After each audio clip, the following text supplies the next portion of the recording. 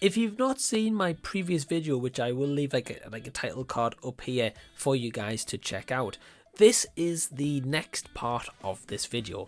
Now, this is a different style video I'm going to be trying to do once per year, and of course this time we're talking about the top 10 worst movies I've seen for the first time ever, which were not released in the year of 2023, and that goes from movies from 2022 all the back until the dawn of time of cinema. So what made my top 10 worst movies? Well, let's talk about them.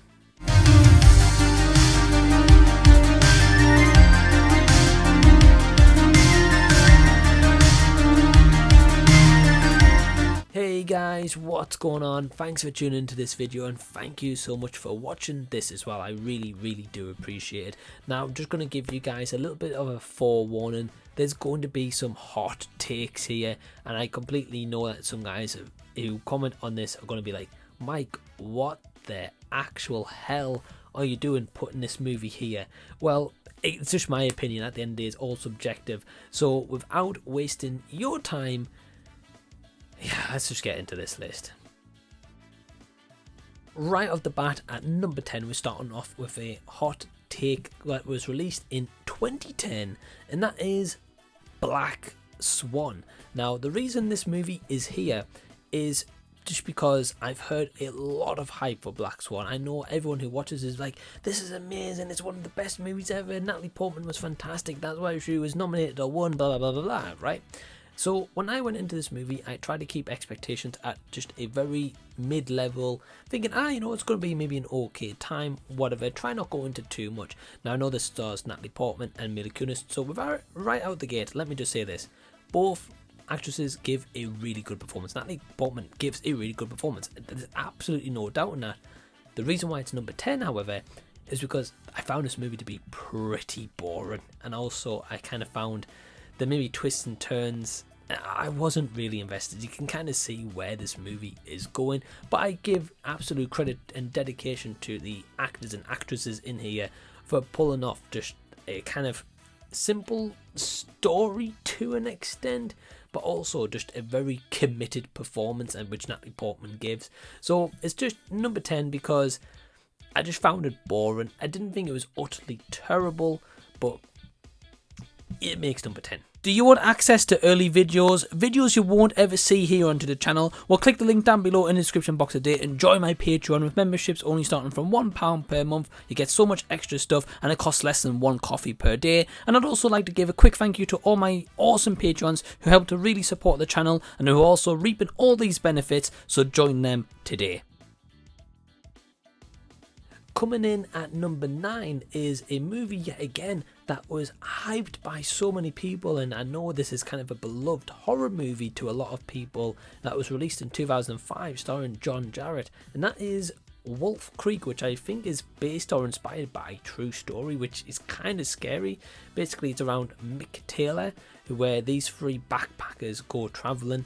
They stop by him. Turns out, though, he's a killer, basically.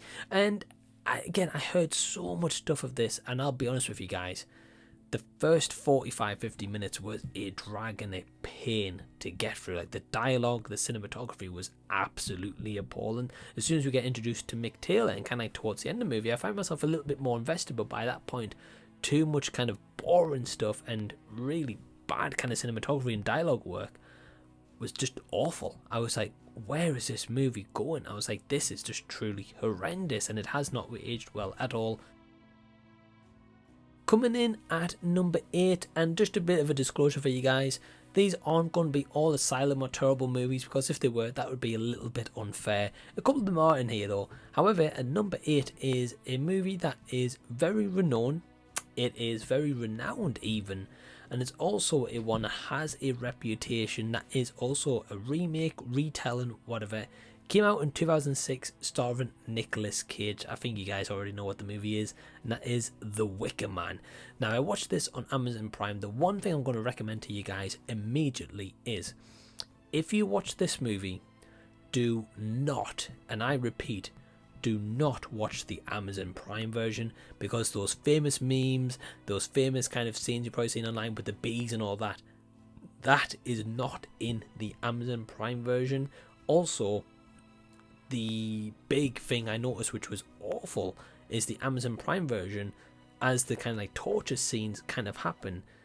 You don't see the torture scenes, but you just hear the sounds as he's being dragged up a hill, which it doesn't fit the actual scene. So they just put that voice kind of clip over movie clip into that scene. It made absolutely no sense. The issue is with the Wicker Man 2006 is it absolutely does not touch the original at any standpoint whatsoever.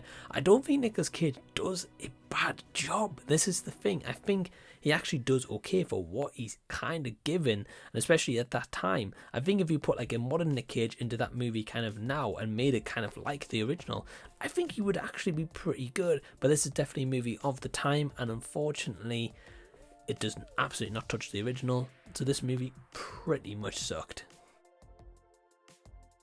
Coming in at number 7 is a very interesting movie.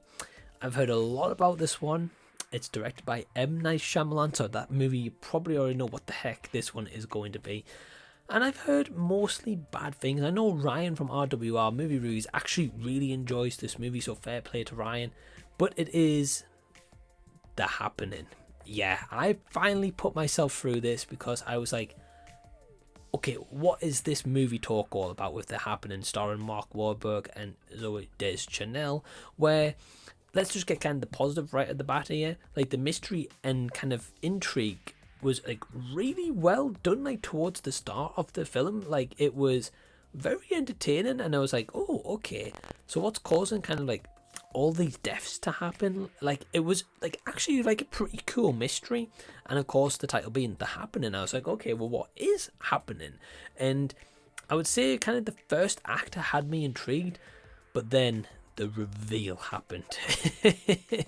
And as soon as you know what that reveal is, and I'll be honest, I'm not going to spoil it in this video simply because I appreciate there might be people who are watching this who's never seen this movie, so I'm not going to ruin it for what it is if you ever do decide it. But the reveal, I was like, oh man, like, who decided that reveal was threatening, but also who greenlit that reveal? It was truly awful, guys. It took me out of the movie. The acting from them absolutely slumped further down from that point on, and by the end of it I was just like, oh man, this movie needs to end, and it was way too long. So yeah, The Happening takes that spot. Okay, coming in at number 6 is an interesting movie. Again, it's one I've heard things about but I've never actually seen, and it stars Justin Long from 2014.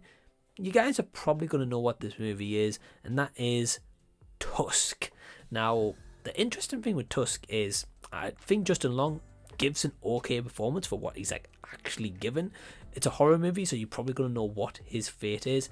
And Johnny Depp does a pretty good cameo, so to say. The movie has elements, this is the frustrating thing, it has elements that I think could have worked in just like a basic kind of like psycho kind of obsessed kind of movie base that this premise is kind of based on. In that regard, I think it works pretty good. The issue is it takes this kind of obsession to an extreme level, and there's some character decisions and also that kind of extreme level that I thought, like, why are we going here? Like, who made this decision? And I believe this was a Kevin Smith film, and I was like, oh man, here we go. And this was a very bizarre one. This is a one where the image is still not left my mind now that I thought about it once again. There's some scenes that go on way too long. There's some character decisions that is so dumb, and some things that could have just been like rectified, and they just really aren't. And in the ending, I was like, is this how we're going to end the movie? Tusk. Yeah, poor Justin Long, that's all I'll say. Okay, now that we've entered the top 5, this next one is from 2016. I actually collabed with Noran Rad on the Terrible Movie collab series, and it is the Asylum movie Zombies. Now, this is actually quite an interesting premise, and we talked about this in the review itself, where this is based on kind of like a virus that breaks out in a zoo. Now, that premise alone is pretty unique because, of course, the zoo gets locked down. So imagine having a virus in the zoo, not trying to catch the virus, or if you get bit, you get that said virus. So, of course, it's kind of you against the animals and maybe the people, so to say. So that kind of concept alone is unique, and for an Asylum movie, I think that is kind of pushing boundaries for them. The issue is there's too much awful CG, there's awful acting as you expect in an Asylum movie, and the premise kind of doesn't go anywhere besides sounding cool on paper, and this was not great. Okay, so coming in at number 4, I believe this was released around 2005, 2006 time, maybe before then, because they've released, it says in IMDb and Letterboxd and stuff, it says 2021, and I was like, huh? I was like, okay, this does not look like that kind of movie based from this time scale. Also, my partner saw little clips of this, and she was like, this has got to be early 2000s, and it was, but it's recently had a 15th anniversary kind of restoration, or maybe a little bit older than that now, and it's a movie called Time to Duel. Now, for anyone who doesn't know what this is, I was actually just browsing Amazon Prime and came across this, and I was like, huh? What? What is this? Basically, if you've seen the anime or you read the manga of Yu-Gi-Oh!